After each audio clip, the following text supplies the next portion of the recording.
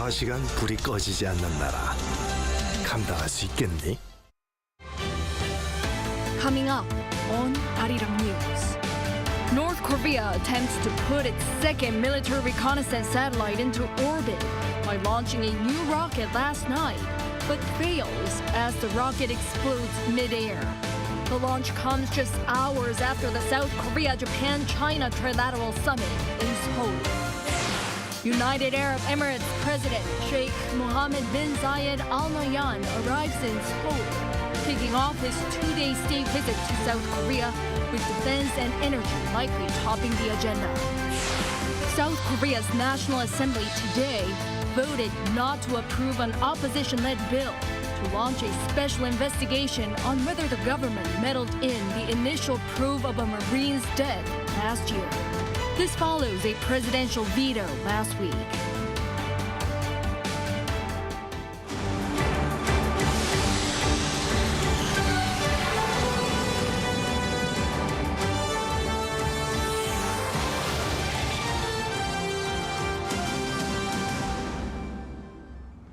Good evening. It's 9 p.m. here in Seoul.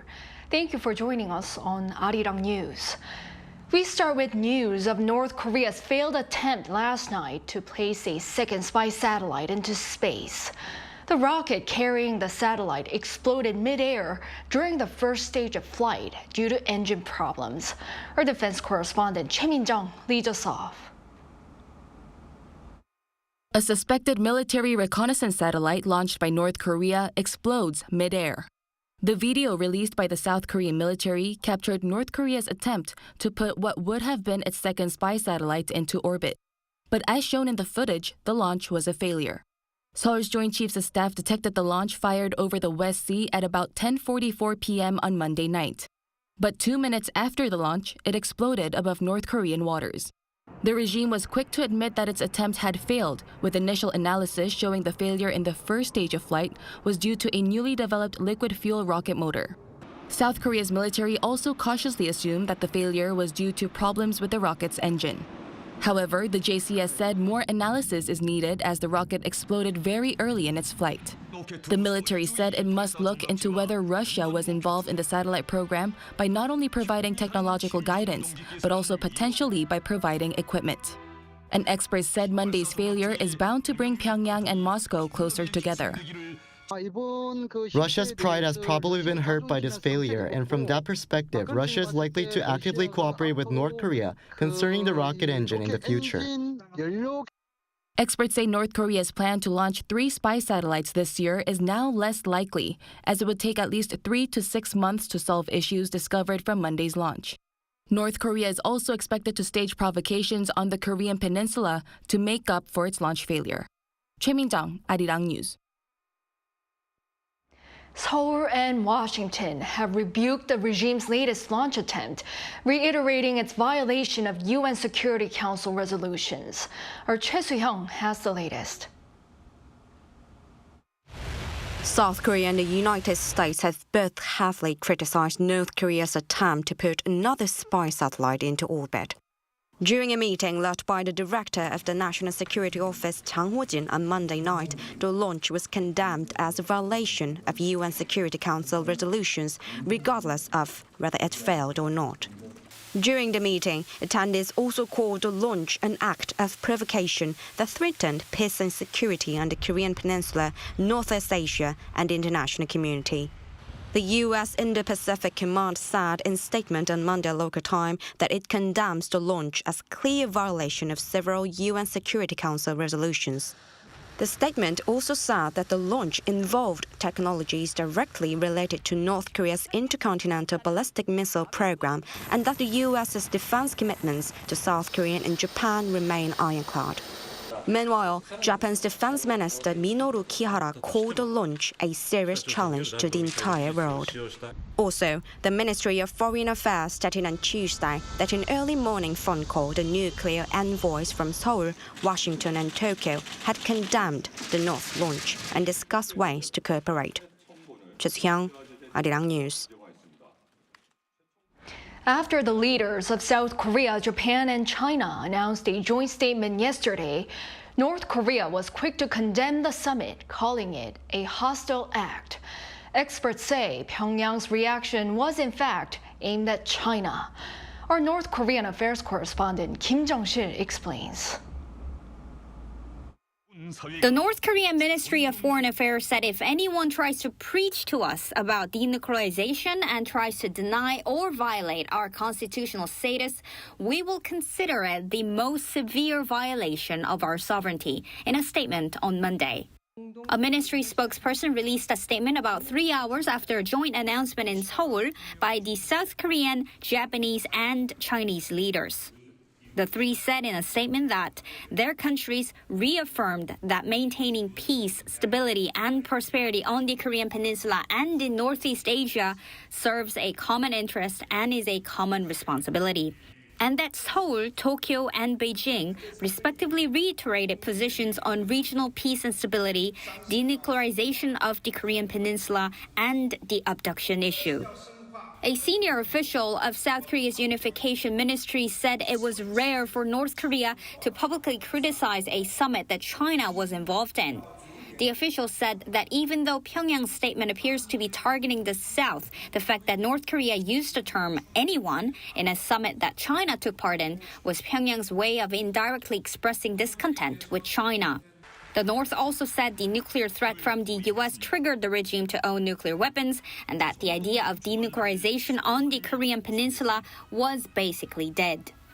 The North is continuing to try to convince the international community that denuclearization is no longer realistic.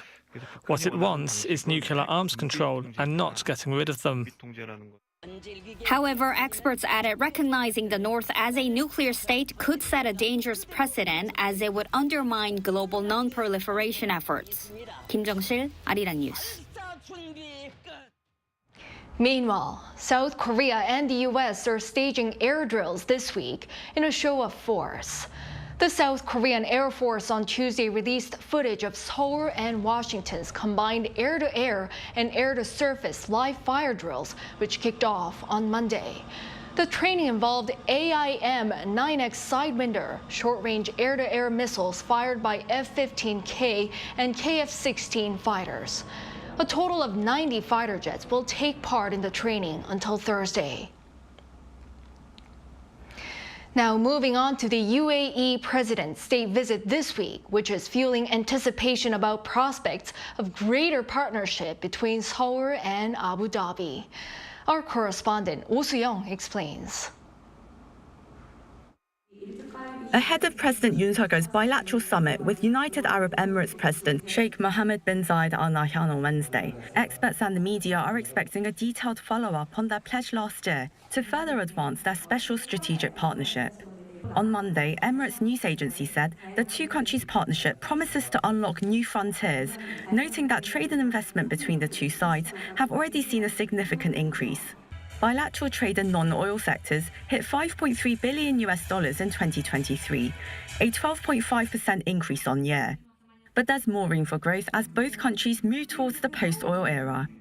With South Korea's diverse areas of expertise, the potential cooperation is limitless. Nuclear energy, semiconductors, reusable batteries, automobiles, biodefense, and aerospace. Also, the UAE is in need of a strong manufacturing base. In this regard, establishing a South Korean industrial complex would build R&D centers or factories in the country. This could help the UAE reshape its industrial structure to support and expand exports of its domestic products to the world. During the summit in Abu Dhabi last year, the UAE leader promised to invest $30 billion in South Korea's strategic industries. The two governments in October concluded a bilateral trade pact removing tariffs on over 91% of all items traded over the next 10 years. Seoul says on top of furthering cooperation in trade, energy and nuclear power, defense will be another major summit agenda on Wednesday. Due to the threat posed by North Korea, South Korea has made strenuous efforts to achieve self-sufficiency in national defense. Following the United States reducing its military presence in the Middle East, the UAE has been aiming to reduce its security dependence on one particular country. Instead of engaging in only weapon sales, South Korea and the UAE would be able to reduce various geopolitical risks by jointly developing their arms industries and engaging more strategic and joint operations together. Yoon's office says that the UAE is the only country in the Middle East with which South Korea has established a special strategic partnership, likening their solidarity to an alliance. Rather than engaging in competition, the two countries must join together in solidarity in order to maximize both their national interests. Korea's technology and human resources, combined with the UAE's capital, enterprising spirit, and global nature, both countries can become pivotal force through their exemplary case of solidarity, encouraging peace and prosperity across both Middle East and Northeast Asia. With the first ever visit of an Emirati leader to Seoul, Emirates news agency said the two sides are poised to demonstrate what development and prosperity paragons can do as partners. Oh Soo-young, Arirang News. In other news, Israeli Prime Minister Benjamin Netanyahu calls an Israeli airstrike on Rafah a tragic mistake. The strike, which killed dozens, triggered a fresh round of condemnation. Lee Seung-jae has more. At least 45 people were killed and more than 200 others injured after an Israeli airstrike at a refugee camp in Rafah. In response to the casualties, Israeli Prime Minister Benjamin Netanyahu called the strike a tragic mistake. In Rafah, we already evacuated about 1 million non-combatant residents, and despite our utmost effort not to harm non-combatants, something unfortunately went tragically wrong. We are investigating the incident and will reach conclusions because this is our policy. Netanyahu added that while every non-combatant that is hurt is a tragedy, for Hamas, it's a strategy. According to the Gaza Health Ministry and Palestinian medics, most of the casualties were women and children. Washington has long warned Israel to make sure there are limited civilian casualties in Rafah. But with dozens killed in the recent airstrike, the White House is now assessing whether Israel has crossed the line. U.S. officials speaking to media outlet Axios said that the Biden administration is assessing if the airstrike is a violation of what President Biden called a red line, adding that a humanitarian crisis due to the mass displacement of civilians from Rafah could also constitute a violation.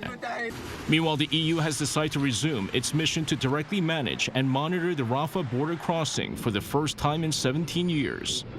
Joseph Borrell, the EU High Representative for Foreign Affairs and Security, announced Monday that an agreement was reached on the revival of the EU Border Assistance Mission at a meeting of foreign ministers of the 27 EU countries held in Brussels.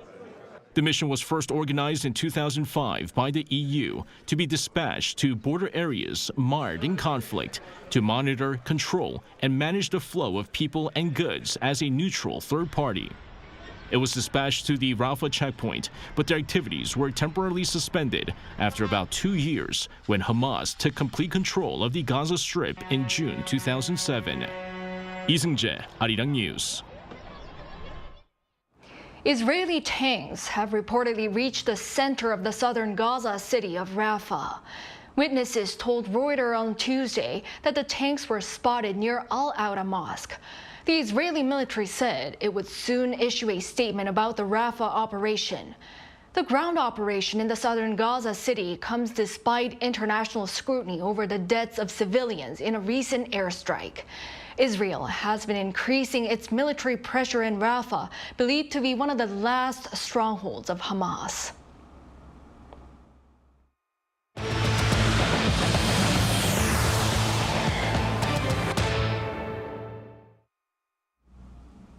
The South Korea's National Assembly today voted not to approve an opposition-led bill for a special investigation into the death of a young Marine last year, one of the key contentious issues between rival parties.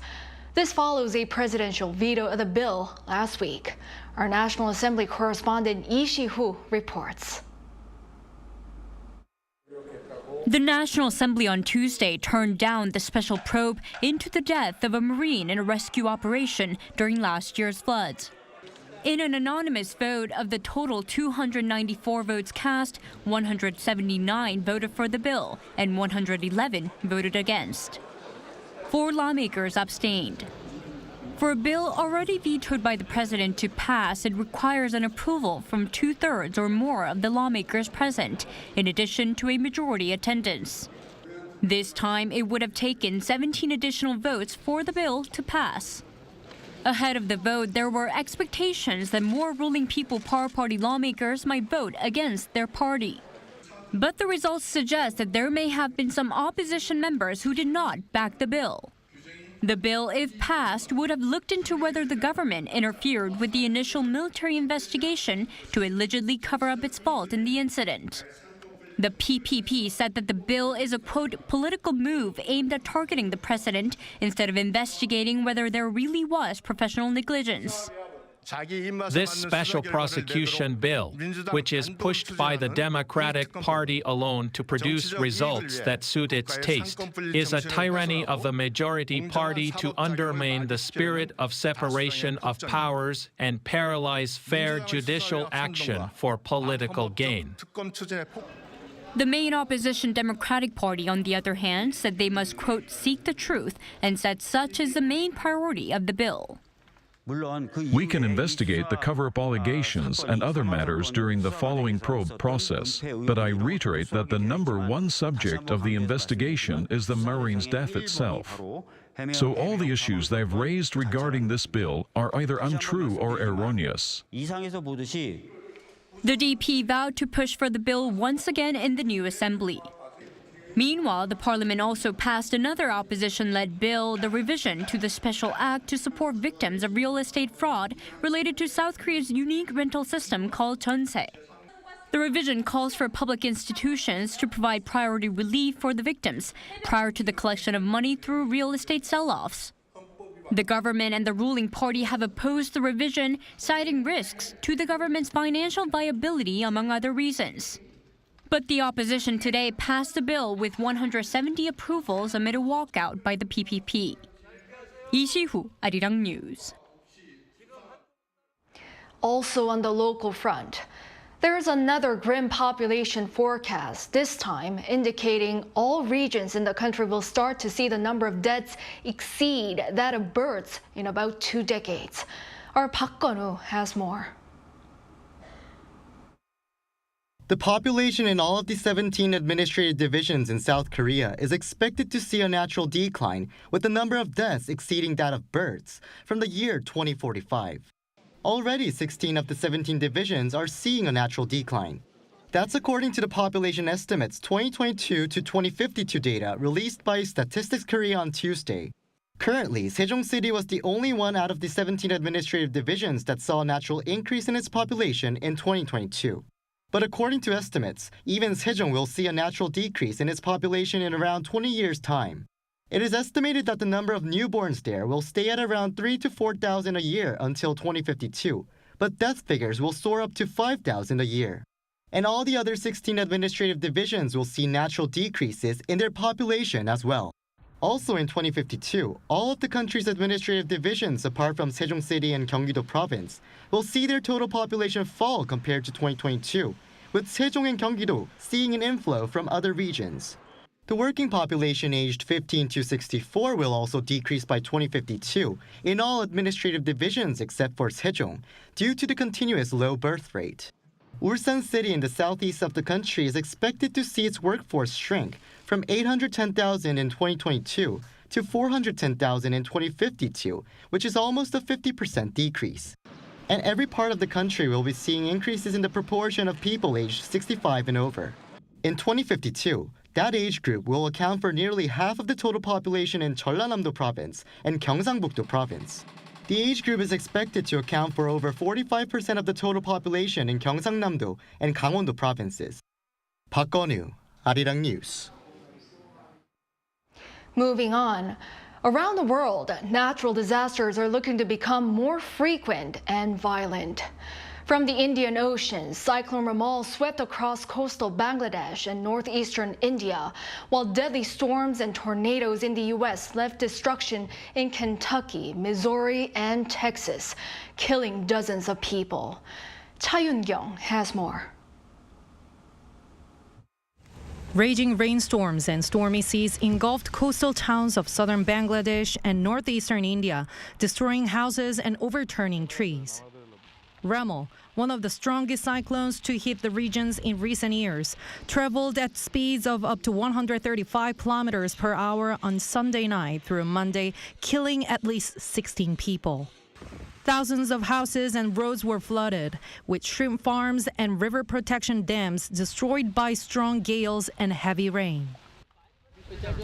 The banks of the river are broken and water has entered through this side of the village. Many people are marooned. The loss is immense. Due to the powerful cyclone, more than millions of others evacuated their homes as they cut the electricity supply to millions of others. Trees have fallen on electrical wires, because of which power has been snapped. There is a shortage of water as well, and daily activities like cooking have been affected. That is why we are avoiding going outside or home. Meanwhile, the cyclone wasn't the only natural disaster to leave casualties and destruction over the weekend. Over in the U.S., powerful storms and tornadoes tore through the state of Texas on Saturday night, Missouri on Sunday, and Kentucky on Monday, killing at least 20 people and destroying numerous homes. This is a total devastation. I have never seen something like this. It was terrible, and I couldn't conceive the strength that it had, and it was only... The United States National Weather Service warned that other states, including Washington, D.C. and New York, could also be in danger as the storms move east. Cha Yun-kyung, Arirang News.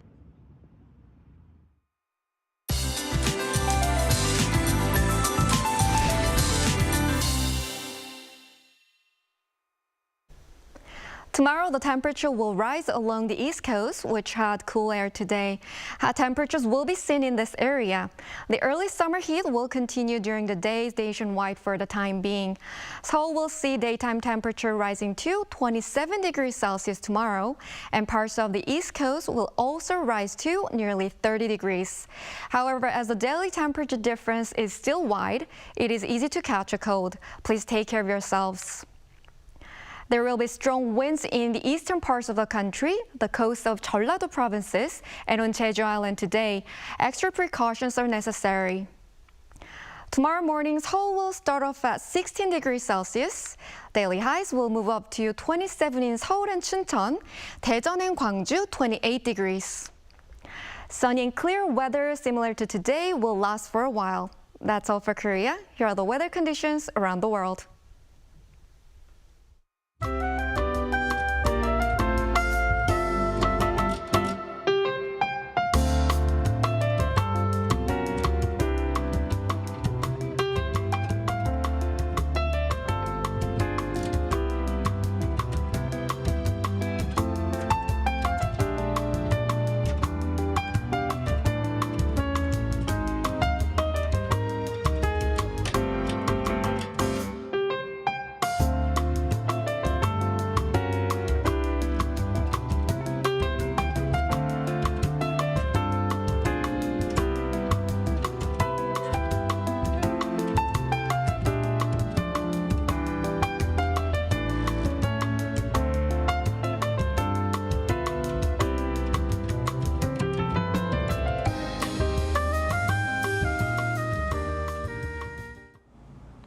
Well, that is all for this newscast tonight. Thank you for watching.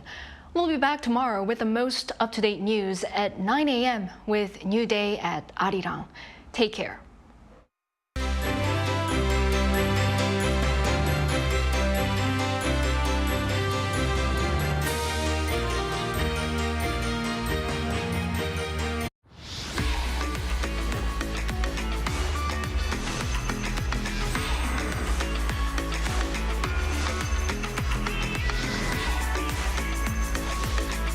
Lotte takes a new leap beyond its boundaries.